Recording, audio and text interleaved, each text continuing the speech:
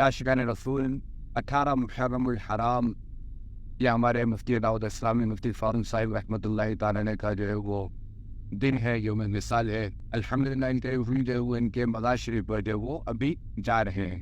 ایک فضل ذوالجلال تھا فاروق قادری، مرشد کا ہم خیال تھا فاروق قادری۔ مفتی دعوت اسلامی مفتی فاروق علیہ رحمہ کے حوالے سے ارشاد فرمائیے کہ کچھ ان کے واقعات کی یہ دعوت اسلامی کے 12 دینی کاموں اور مدنی قافلوں میں بالخصوص اس حوالے سے مفتی صاحب کے کچھ مدنی پھول ارشاد فرمائیں۔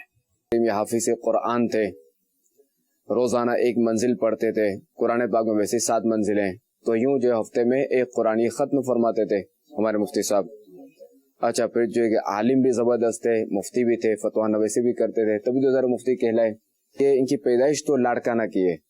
تو پھر اس کے بعد جو بچپن ہی سے یہ یہاں آ گئے تھے کراچی، اور یہاں جو ہے یہ 12 دینی کام کرتے تھے، اور یہیں پہ یہ علاقہ نگران بھی بنے، پہلے زیری نگران بنے، مسجد نگران بنے، پھر حلقہ نگران، پھر جو ہے وہ علاقہ نگران بنے، یوں ماشاءاللہ الکریم ترقی کرتے کرتے جو ہے وہ رکن شورا بنے۔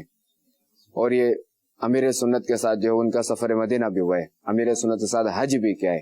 میرے بھی جو ہے نا یہ استاذ رہے ہیں، بہت شفیق، اگر غلطی ہو جائے تو کس طرح یہ اصلاح کرتے تھے، بالکل ایسا ان کا انداز تھا کہ طالب العلم کو اسے خوف نہیں آتا تھا، ڈر نہیں لگتا تھا۔